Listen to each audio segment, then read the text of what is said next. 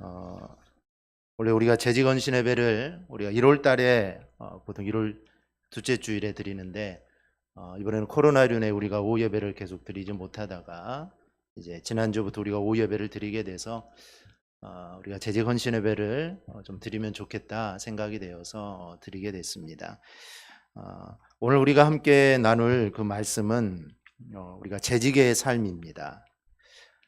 재직의 삶인데 오늘 함께 나눌 말씀은 전번에 우리 임직자 제가 교육을 할 때 교육했던 내용과 거기에 좀 더 포함을 시켜서 오늘 함께 말씀을 좀 나누려고 합니다.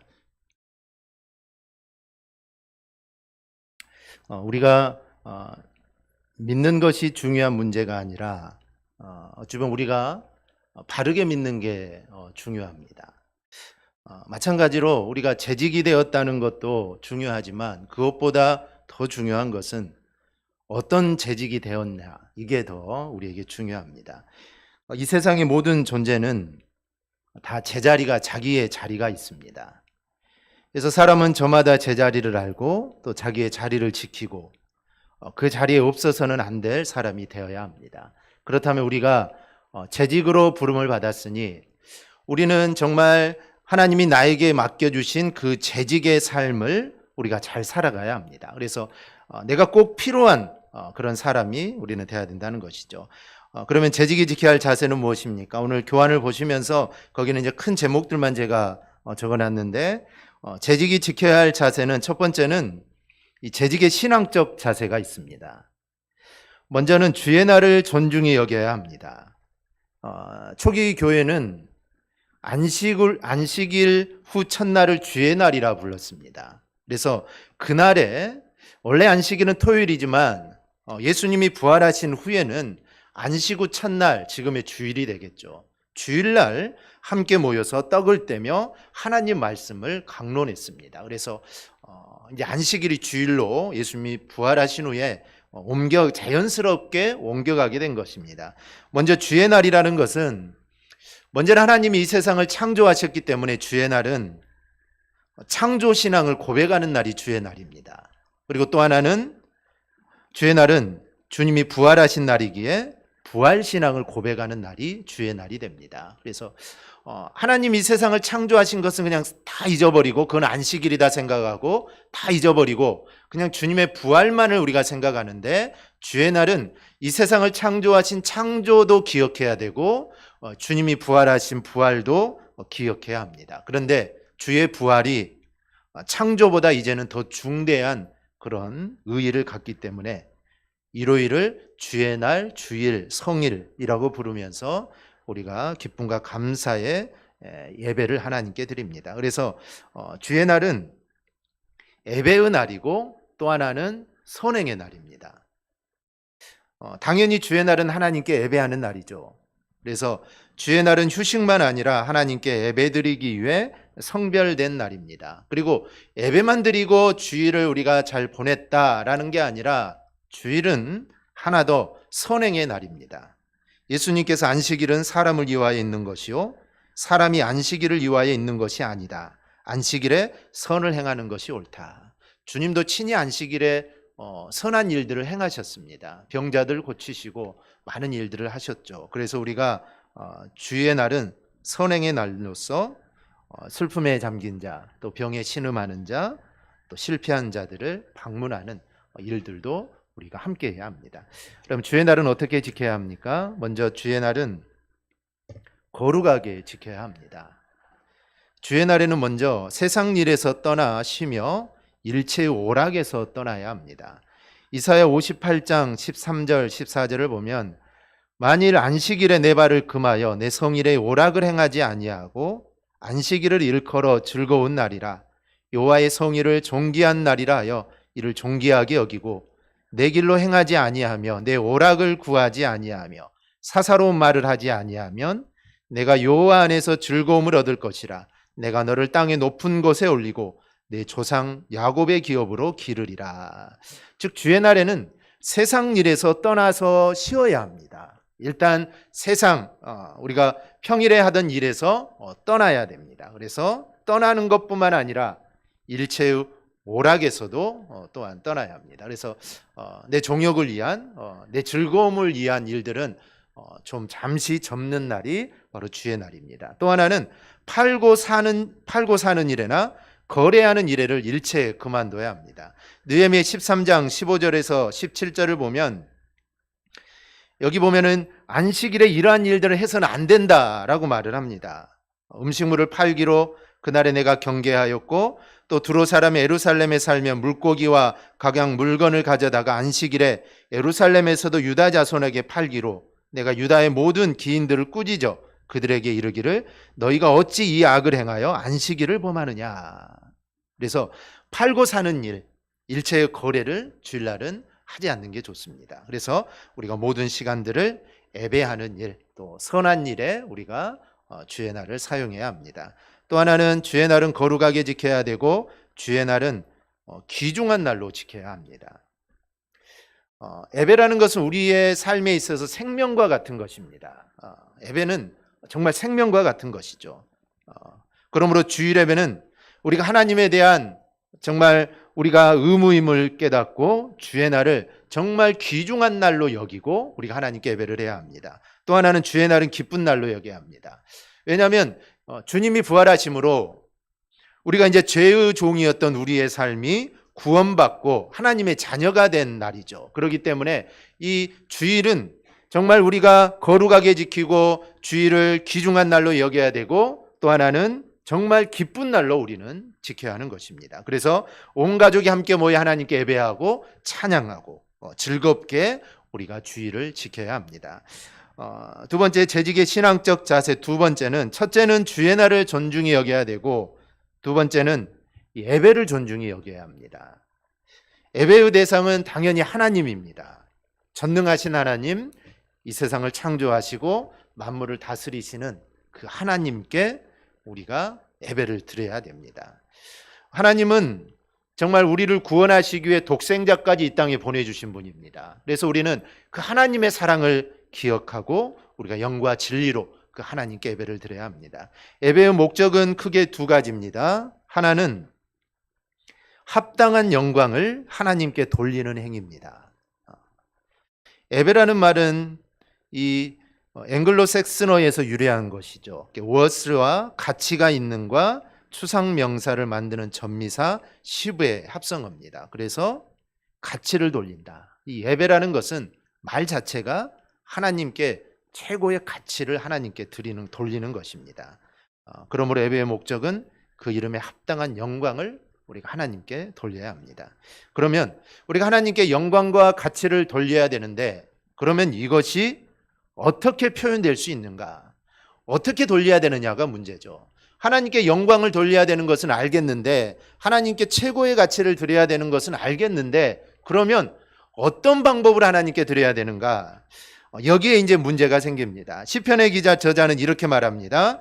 시편 96편에 보면 여호와의 이름에 합당한 영광을 그에게 돌릴지어다. 예물을 들고 그의 궁정에 들어갈지어다. 시편 기자는 예물을 통하여 하나님께 영광을 돌리라라고 말을 합니다.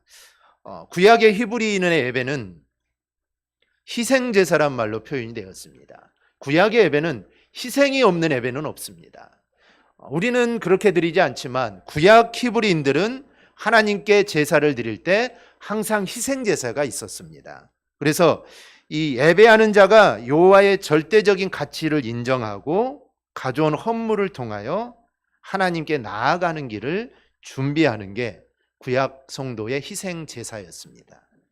그러나 이 희생제사는 예수 그리스도의 십자가 사건으로 이제 필요 없게 되었습니다. 이게 필요 있다면 우리도 지금 그렇게 해야겠죠. 그런데 예수님으로 인해 이제 필요가 없어지게 됩니다. 이 십자가 사건을 통해 이제 예수님을 통하여 우리가 하나님께 나가면 됩니다. 그러므로 우리가 예배를 통하여 행하는 모든 행위, 즉 기도하고 또 찬송하고 성경 봉독, 세례, 예물, 봉헌 이 모든 것들이 우리가 하나님께 드리는 이 헌물의 내용이 된 것입니다. 구약 시대 때는 이 제물만 됐지만 이제는 우리가 예배를 통해 드리는 모든 것들이 하나님께 헌물로 드리는 것입니다. 그래서 이걸 우리가 예배를 통해 하나님께 드리는 것이죠. 최고의 가치가 있는 그분께 바로 드리는 겁니다. 그런데 이걸로는 부족합니다. 이걸로는 부족하죠. 우리가 1시간 드리는 그 예배로 우리가 어떻게 하나님께 최고의 영광을 올려드릴 수 있겠습니까? 그래서 우리에게 또 하나 필요한 것이 있는데 그게 바로 자기 자신을 산 제물로 드리는 것입니다. 결국 예배의 목적이란 자기 자신을 산 제물로 하나님께 드림으로 그 하나님께 최상의 가치를 올려드리는 것입니다. 달랑 1시간 아닙니다. 정말 구약시대 때 제물을 드리는 것 같이 나를 하나님께 드림으로 하나님께 최고의 가치를 드리는 것입니다. 두 번째는 선교에 참여하는 것입니다. 예배는 하나님 예수님을 통하여 그 역사 안에서 인간을 구원하신 이 구속적 사건을 기념하는 행위입니다. 따라서 예배는 하나님의 구속에 참여하도록 결단케 하는 삶의 사건이 되어야 됩니다. 즉 최고의 영광을 하나님께 드리고 그리고 그 예배를 통하여 우리가 결단하는 게 우리한테 있어야 합니다. 바로 그 결단이 하나님의 사업에 우리가 참여하는 것입니다. 근데 하나님의 사업은 크게 봐서 선교라고 할 수 있죠. 좋게 보면 이제 전도, 선교, 즉 믿지 않는 사람들이 예수님을 믿게 하는 것, 이게 하나님의 어찌 보면 가장 큰 희망이고 가장 큰 목적 중에 하나입니다. 그렇기 때문에 우리는 하나님께 영광을 돌리고 그리고 우리는 다짐을 해야 됩니다. 즉 선교와 아니면 전도와 이 하나님의 사명을 내가 감당해야겠다라는 그런 다짐들이 있어야 합니다. 또 하나 예배자의 자세가 있는데요. 예배는 정숙하게 당연히 드려야 하고 그다음에 예배자는 그리스도를 중심에 모시고 준비된 마음으로 드려야 합니다. 우리가 하나님께 드리는 예배는 정숙하게 드려야 되고 준비가 되어 있어야 합니다. 일단 예배실에 들어오면 출입을 금해야 하고 옆 사람과 속삭이거나 또 번거로운 인사를 우리가 나누지 않도록 우리가 조심해야 합니다. 그리고 어린아이를 데려왔을 경우에는 아이들이 떠들거나 소란을 피우지 않도록 또 주의시켜 주는 것도 필요합니다. 바로 이런 과정을 통해서 우리가 예배를 준비하는 것이죠. 또 하나는 예배의식에 참여할 때는 검소하고 깨끗한 복장을 착용해야 합니다. 너무 사치스러운 옷이나 또 아니면 뭐 슬리퍼나 그리고 또 다른 교우로 하여금 불쾌감을 줄 수 있는 그런 복장은 착용하지 않는 것이 좋습니다. 그래서 우리 어른들이야 슬리퍼 신고 교회 올 일은 없죠. 근데 아이들이 그런 경우들이 종종 있습니다. 제가 사회가에 보니까 중학생, 중고등학생들 아침에 일어나기 얼마나 힘듭니까? 그러면 대충 그냥 옷도 그냥 입고 오고 신발도 그냥 어디 외출 가는 것 같이 그냥 슬리퍼 그냥 신고 하나님께 예배드리러 오는 경우들이 종종 있어요. 아이들은 잘 모릅니다. 그렇게 한다고 해서 이게 그렇게 되느냐 잘 모르죠. 그래서 부모된 우리나 교사된 우리 선생님들이 그런 부분에 대해서는 좀 잘 가르쳐 줘야 합니다. 왜냐하면 그게 당연하다고 생각되면 나중에도 이런 것 이렇게 하나님께 나와서 예배드려도 아무렇지도 않나 보다라고 그런 생각들이 자리를 잡을 수 있습니다. 그래서 하나님께 예배할 때는 정말 잘 정돈된 모습으로 깨끗한 복장을 착용하고 하나님께 최고의 가치를 올려드려야 된다. 내가 준비되지 않는데 어떻게 최고의 가치를 하나님께 드릴 수 있겠습니까? 그래서 내가 먼저 마음으로 또 몸으로 내 옷으로 미리 준비하는 겁니다. 그래서 준비해서 최고의 영광을 돌리는 것이죠. 그리고 예배 시간에 엄수해야 합니다. 그래서 예배 시간은 되도록이로 늦지 않도록 당연히 예배 전에 와야겠지만 또 너무 급해가지고 달려 막 오거나 그러지 마시고 좀 시간적인 여유를 두고 미리 오셔서 또 기도도 하시고 이렇게 준비해야 합니다. 그리고 예배 후에는 서로 다정하게 인사를 나누고 또 성도들 간에 또 교제도 활발하게 우리가 이루어지도록 해야 합니다. 이 재직의 신앙적 자세 세 번째는 첫째는 주의 날을 존중히 여겨야 되고 예배를 존중히 여겨야 되고 셋째는 말씀을 존중히 여겨야 합니다. 첫째가 성경을 존중히 여기는 자세인데요. 사람이 떡으로만 살 것이 아니요 하나님의 입으로 나오는 말씀으로 살 것이다. 우리 용어는 하나님 말씀이 필요하다는 것입니다. 우리 영혼을 위해 하나님 말씀 반드시 필요합니다. 모든 성경은 하나님의 감동으로 된 것으로. 그러므로 인간에게 진리를 가르치고 또 잘못을 책망하고 허물을 고쳐주고 의로 교육하기에 유익한 것이 바로 이 성경입니다. 그래서 재직은 성경의 애독자가 되어야 됩니다. 어떤 우리가 TV 프로나 어떤 그런 것만 애독을 하는 것이 아니라 우리가 성경을 정말 사랑하고 성경을 애독할 수 있는 우리 재직들이 되어야 합니다. 둘째는 설교를 존중히 여기는 자세입니다. 설교는 성경에 기록된 하나님의 말씀의 선포입니다. 그러므로 재직은 이 설교를 존중히 여기는 자세를 우리는 가져야 합니다. 하나님 말씀의 선포이기 때문에 존중히 여기는 것이죠.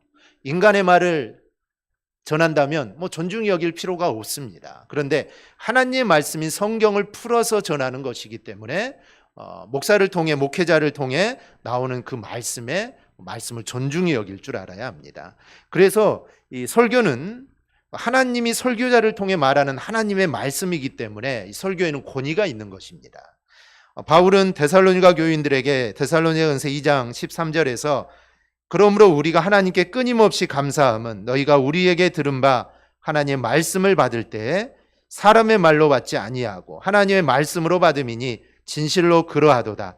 이 말씀이 또한 너희 믿는 자 가운데서 역사하느니라. 즉 사람의 말로 받지 않고 하나님의 말씀으로 받으니 역사가 일어난다는 것이죠.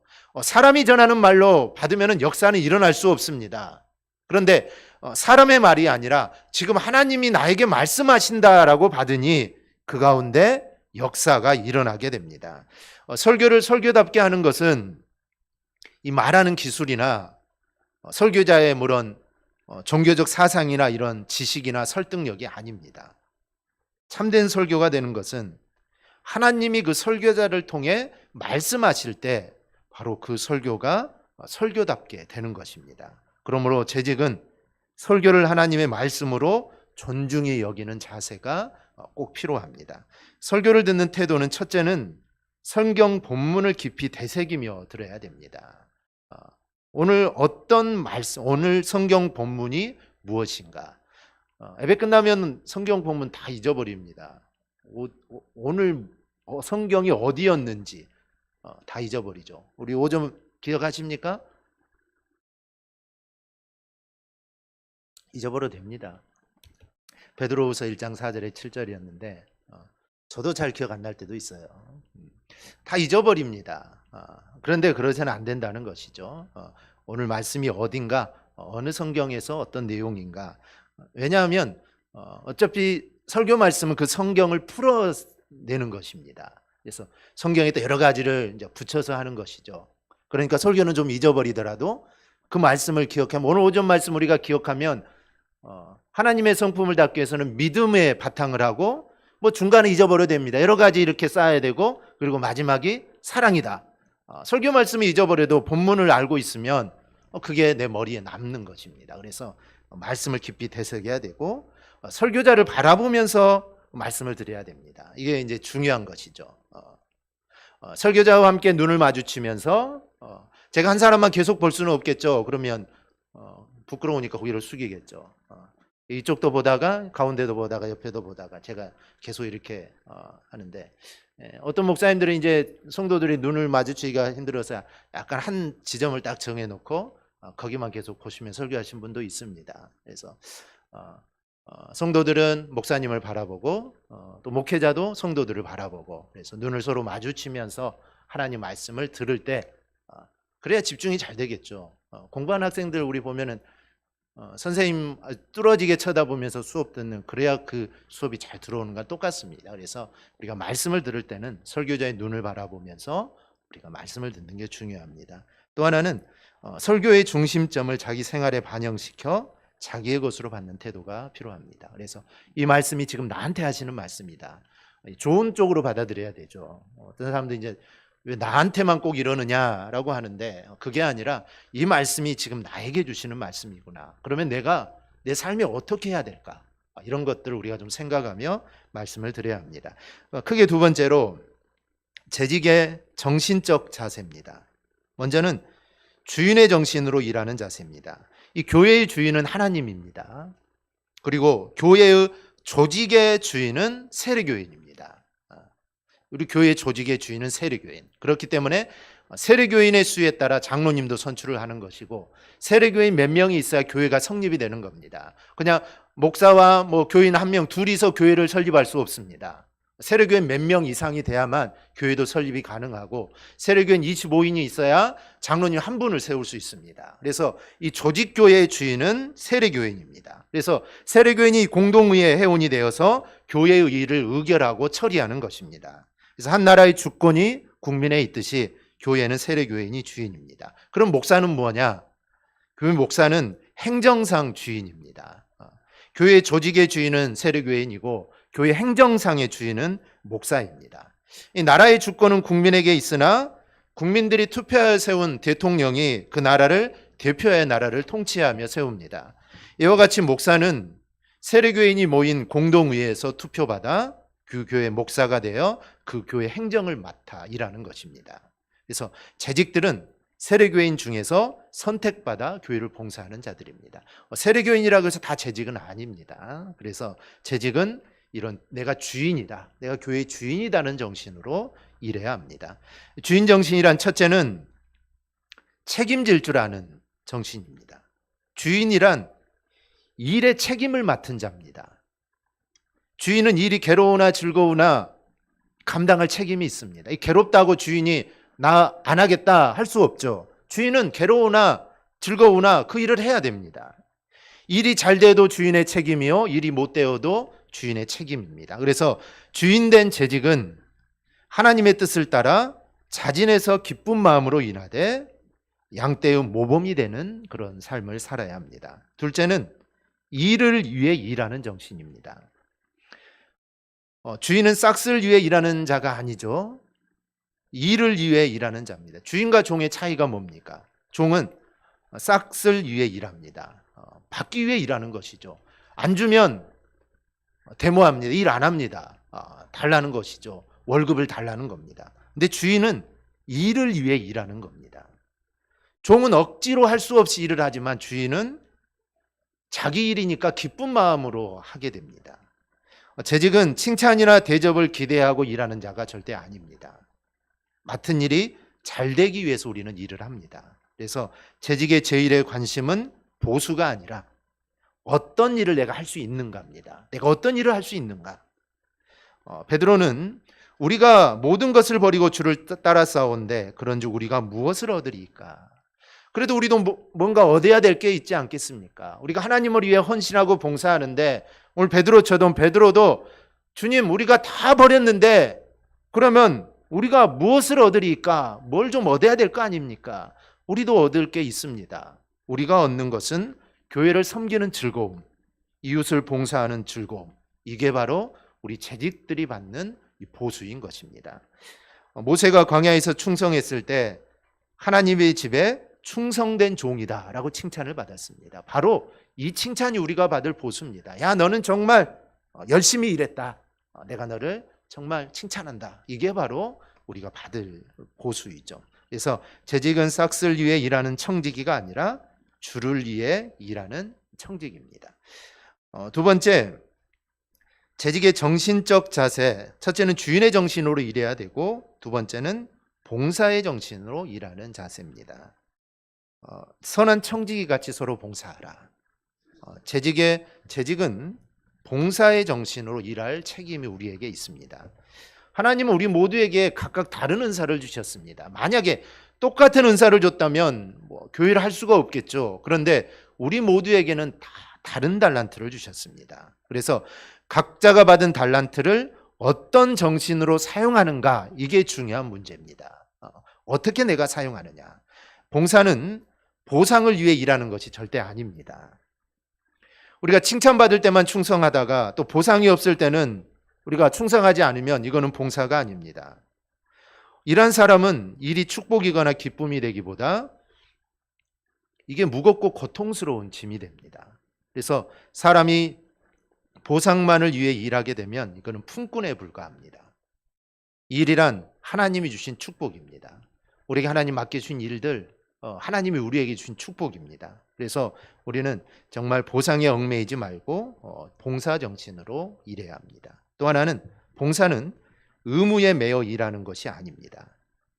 의무에 매여 일하는 건 나쁘지 않습니다. 그런데 의무감으로 한다면 일이 딱딱해지고 분위기가 굳어집니다. 그러나 맡은 일은 하나님의 축복이요, 재직으로 봉사가 이 하나님의 우리가 사랑으로 알고 우리가 봉사 정신으로 일할 때 기쁨이 되는 것입니다.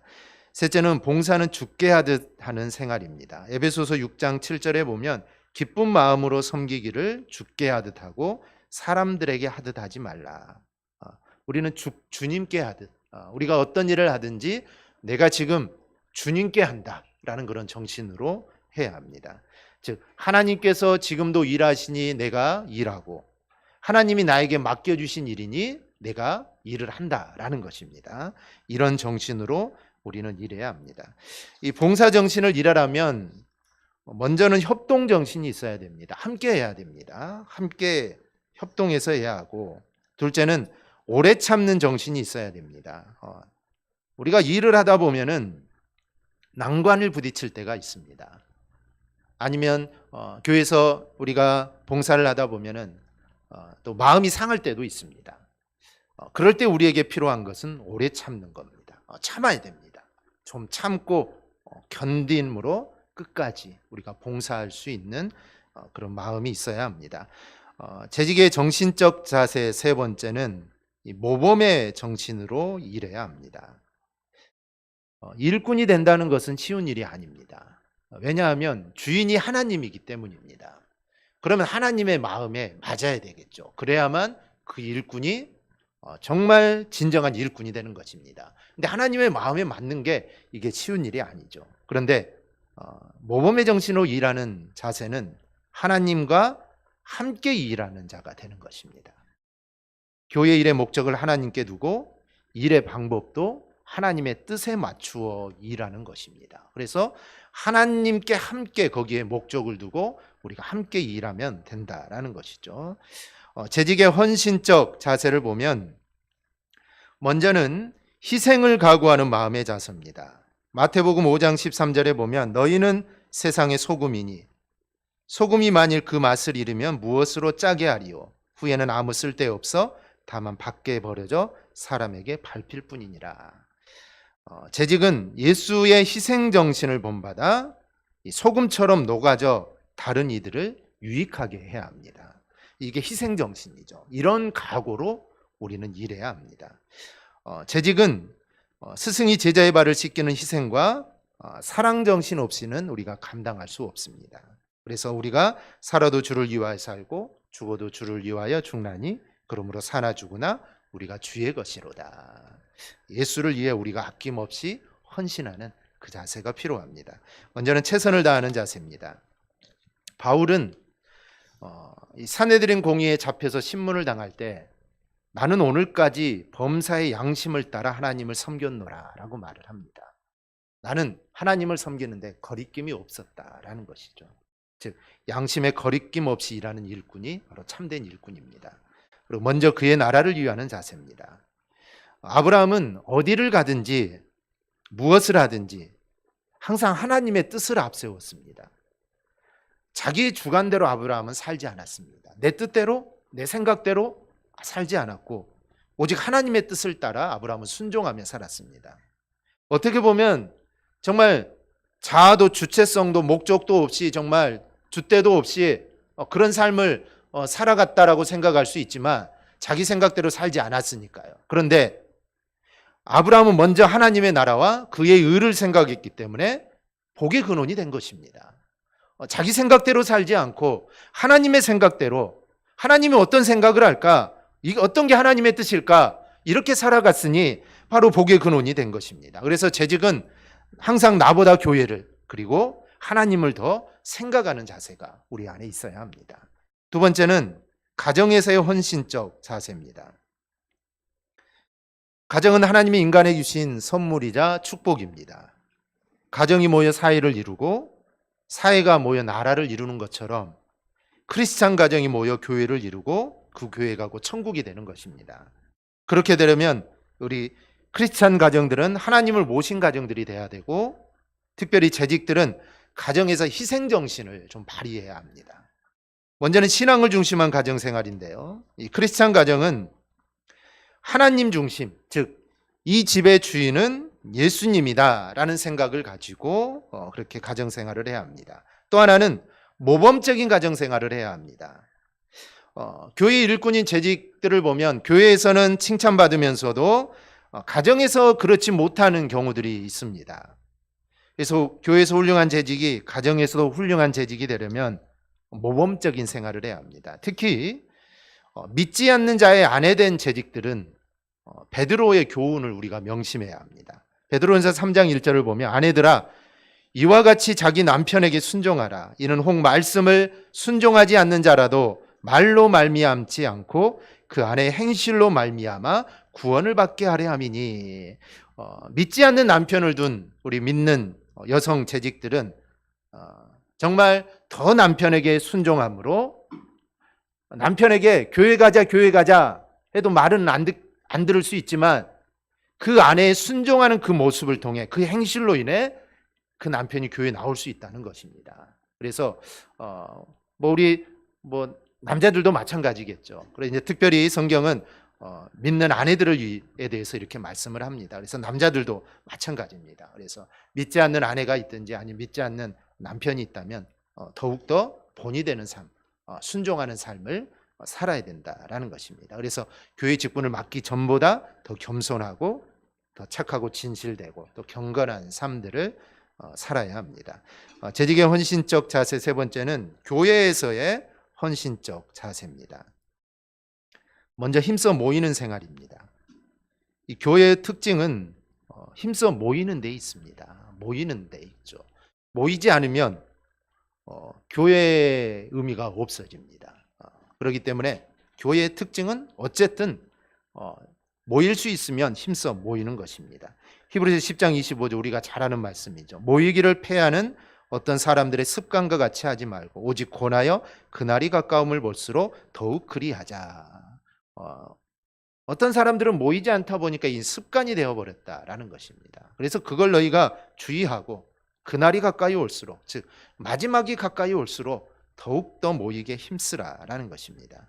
재직의 교회를 위한 헌신적 자세는 우선 예배 때마다 열심히 참석함으로써 작은 등불의 사명을 감당하는 것입니다. 예배 시간보다 일찍 출석하여 또 교인들에게 모범이 되어야 합니다. 예배뿐만 아니라 교회 생애지는 많은 그런 일들, 모임들에 헌신적으로 참여하는 게 필요합니다. 왜냐하면 성도들이 모일 때 하나님의 은혜가 임했기 때문입니다.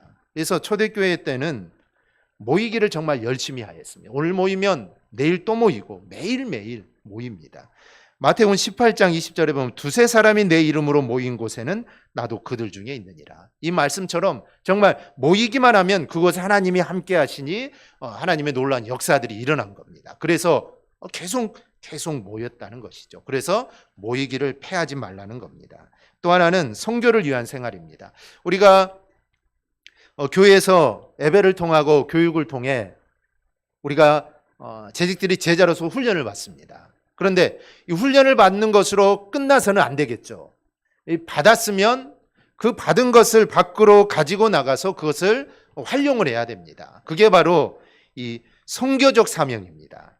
선교적 사명입니다. 왜냐하면 이 선교적 사명은 주님의 마지막 명령이기 때문입니다. 그렇기 때문에 우리는 교회 안에서 모여서 우리가 훈련을 받고 정말 열심히 노력하고 그리고 우리가 세상으로 나가서 또 그곳에서도 주님의 명령처럼 그리스도인답게 우리가 살아가야 합니다.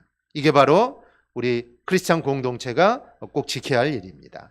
교회는 모이는 기능만 아니라 흩어져 소금과 빛의 역할을 다해야 합니다. 이번 코로나19로 인해 이제 이 흩어져서 우리가 해야 되는 일들, 이 일들에 대해서도 더 이렇게 관심을 갖고 있는 것입니다. 왜냐하면 자주 모일 수 없으니까 이제는 흩어져 있는 곳 시간들이 더 많아졌습니다. 가정에서 아니면 직장에서. 그래서 그 흩어져 있는 그곳에서 그러면 우리가 이제 어떻게 해야 될 건가? 전에는 정말 막 모이기만 힘썼는데 무조건 막 모이기만 그리고 흩어진 거는 별로 관심을 갖지 않았습니다. 그런데 이제는 이제 흩어지는 것에도 우리가 좀 관심을 가져야겠다. 그래서 이제 그거에 대한 관심들을 좀 많이 요즘은 갖고 있습니다. 그래서 내가 있는 그곳 지역 사회에서 그리스도인답게 빛과 소금의 역할을 우리가 감당하는 것, 이게 바로 우리가 해야 될 일입니다. 마지막으로 이제 재직의 사회생활입니다. 재직의 신앙생활은 사회와 깊은 관계를 갖습니다. 왜냐하면 우리는 하늘나라의 시민인과 동시에 지금 이 땅의 한 사회의 한 시민으로 살아갑니다. 재직은 이중적 시민으로 하늘나라 시민의 책임과 의무가 있는 동시에 또 하나 사회 한 시민으로서 책임과 의무도 있습니다. 하나님은 사람이 살아가게 데 있어서 그의 생활 수단으로 생업을 주셨습니다. 그러므로 사람은 살아가기 위해 일을 해야 합니다. 이 크리스찬에게 있어서 직업의 귀천은 있을 수 없습니다. 직업의 귀천은 없습니다. 직업은 하나님을 영화롭게 하는 방편입니다. 그래서 우리의 직업과는 정말 중요하죠. 왜냐하면 우리가 교회 생활도 하지만 대부분의 생활은 우리의 직장에서 생활하기 때문입니다. 그렇기 때문에 교회 생활도 중요하고 직장 생활도 중요합니다. 그러면 이 직업관에 대해서 정확하게 우리가 자리를 잡고 있어야만 내가 있는 곳에서 하나님의 사람답게 우리가 생활할 수 있는 겁니다. 칼빈은 인간은 하나님의 영광을 위하여 선택받은 하나님의 기구이며 직업은 그의 방법이라고 했습니다. 이 말은 하나님의 영광을 위해 살아가기 위해 필요한 것이 직업이다라는 것입니다. 직업은 하나님을 영화롭게 하는 방편이지 이 목적 자체는 아닙니다. 우리 그리스도인들은 직업을 목적으로 삼아서는 안 됩니다. 그러므로 하나님을 영화롭게 하는 것이 나의 본업이요, 직업은 그를 추진하기 위한 부업입니다. 또 직업을 통해 주님을 영화롭게 해드려야 됩니다. 그런데 이게 이제 바뀌어버리면 문제가 되게 되는 것이죠. 내 직업이 본업이 되어버리고 하나님을 영화롭게 하는 것이 부업이 되어버리면 이제 심각한 문제가 발생하게 됩니다. 왜냐하면 하나님께 예배하고 하나님께 영광 돌리는 것보다 내 직장에서 일하고 내 사업을 하는 것이 더 중요하다고 생각하기 때문입니다. 바울의 직업관을 보면 바울은 형제에 누를 끼치지 않기 위해 양식을 값없이 먹지 않고 오직 수고하고 애써 주야로 일을 하라라고 말을 합니다. 누구에게든지 음식을 값없이 먹지 않고 오직 수고하고 애써 주야로 일함은 너희 아무에게도 폐를 끼치지 아니하려 함이니, 즉 다른 사람에게 폐를 끼치지 않게 하기 위해서 일하라라는 것입니다. 둘째는 이웃을 도와주기 위해서 일하라라는 것입니다. 도둑질하는 자는 다시 도둑질하지 말고 돌이켜 가난한 자에게 구제할 수 있도록 자기 손으로 수고하여 선한 일을 하라. 즉 이웃을 돌보기 위해서 일을 하라라는 것입니다. 셋째는 경건한 마음을 유지하기 위해 먹을 것과 입을 것이 있은즉 족한 줄로 알라. 즉 하나님이 나에게 허락하시는 것을 족한 줄로 알고 살아가라라는 것입니다. 직업은 신앙생활에 덕스러워야 합니다. 우리가 재직이 무슨 직업이든지 자유로이 선택할 수 있습니다. 그런데 주님의 영광을 위한 직업이 되어야 합니다. 모든 것이 가하나 모든 것이 유익한 것이 아니므로 신앙생활에 우리는 덕을 세우도록 힘써야 합니다. 재직이 사회에 해가 되는 직업을 가질 수는 없습니다. 사회에 해를 끼치는 직업을 우리가 해서는 안 됩니다. 사회에서 공인된 직업이라 해도 만약에 신앙생활에 덕이 되지 않으면 우리 재직들은 그러한 직업을 가져서는 안 됩니다. 또 청지기의 사명, 내 청지기의 사명을 감당하는데 지장을 주는 직업이라면 아무리 수익성이 높다고 하더라도 우리는 주님의 영광을 위해 그 직업을 전환할 줄 알아야 합니다. 그래서 정말 우리의 제일 되는 목적이 하나님의 영광을 위한 것인데, 내 직업이 그 하나님의 영광을 위한 일을 만약에 정말 너무 많이 방해해서 하나님의 이름을 가린다면 우리는 좀 생각을 해봐야 합니다. 그래서 다른 직업을 내가 구할 수 있다면 그 직업으로 우리가 좀 옮기는 이런 일들이 우리 가운데 있어야 합니다. 또 하나는 직업에 충실해야 합니다. 재직은 직업에 대하여 성실하고 근면해야 합니다. 에베소서 6장 5절을 보면 종들아 두려워하고 떨며 성실한 마음으로 육체의 상전에게 순종하기를 그리스도께 하듯 하라, 이렇게 말을 합니다. 또 엿새 동안에 힘써 내 모든 일을 행할 것이나, 즉 재직은 자기 직업을 위해 부지런히 일해야 합니다. 손을 게을리게 놀리는 자는 가난하게 되고 손이 부지런한 자는 부하게 되느니라. 직업을 위해 부지런한 자를 하나님은 도와주십니다. 그렇기 때문에 하나님이 나에게 직장을 허락하시고 아니면 나의 사업을 허락하셨다면 정말 그 일에 최선을 다해야 합니다. 왜냐하면 그게 하나님이 주신, 나에게 주신 사명이기 때문입니다. 그래서 그 일에 최선을 다하는 자에게 하나님의 복을 부어주시는 겁니다. 또 하나, 직업은 하나님이 맡겨주신 사업으로 알아야 합니다. 재직은 자기의 직업을 주님이 맡겨주신 사업으로 알고 주님께 부끄러움이 없는 관리자가 되어야 합니다. 바울과 같이 살아도 주를 위하여 살고 죽어도 주를 위하여 죽는다. 우리가 이 일을 위하거나 살기 위해서가 아니라 우리가 그리스도를 위해서 사업도 하고 복음을 증거하기 위해 일하는 자가 되어야 합니다. 내가 하는 일은 주님을 위한 일이요 복음 증거를 위한 일이라고 생각할 때 우리가 어떤 일이든지 기쁨으로 할 수 있는 것입니다. 내 일을 통해 정말 주님의 영광이 드러나고 복음이 전파된다고 한번 생각해 보십시오. 이 얼마나 기쁘겠습니까? 하나님이 이걸 바라시는 일인데 내 직업을 통해 이 일을 하고 있으니 얼마나 기쁘겠습니까? 그러니 그 일을 하면서 기뻐하고 감사할 수 있게 된 겁니다. 재직들은 직업관을 성경적인 입장에서 우리가 바로 가져야 하고 또 직업을 선택하거나 또 경영할 때 주님을 영화롭게 하도록 우리는 힘써야 합니다. 먼저 그 나라 의를 구하라. 이게 바로 이 일에 힘쓰는 우리 직업인들이 될 때 의식주를 하나님께서 넉넉하게 채워주시는 것입니다. 우리 오늘 함께 나눈 말씀, 설교보다는 좀 길었죠. 근데 오늘 나눈 말씀 우리가 좀 마음에 새기고 우리가 매년 재직으로서 우리가 임명을 받고 재직의 삶을 살아가는데 그래도 우리가 어떻게 살아가는 것이 정말 재직다운 삶일까? 우리가 한 번은 좀 그래도 1년에 한 번쯤은 좀 생각을 해보고 이렇게 살아야겠구나. 우리가 좀 다짐하는 그런 부분들이 좀 필요한 것 같습니다. 그래서 오늘 말씀 우리가 마음에 새기고 오늘 드린 종이를 보면 제목만 적혀져 있습니다. 제목만 쭉 읽어봐도 이런 삶이 재직의 삶이구나 라는 것을 우리가 알 수 있습니다. 그래서 우리 모두 하나님 앞에서 바른 재직의 삶을 꼭 살아가기를 주님의 이름으로 축원합니다. 아멘. 기도하겠습니다.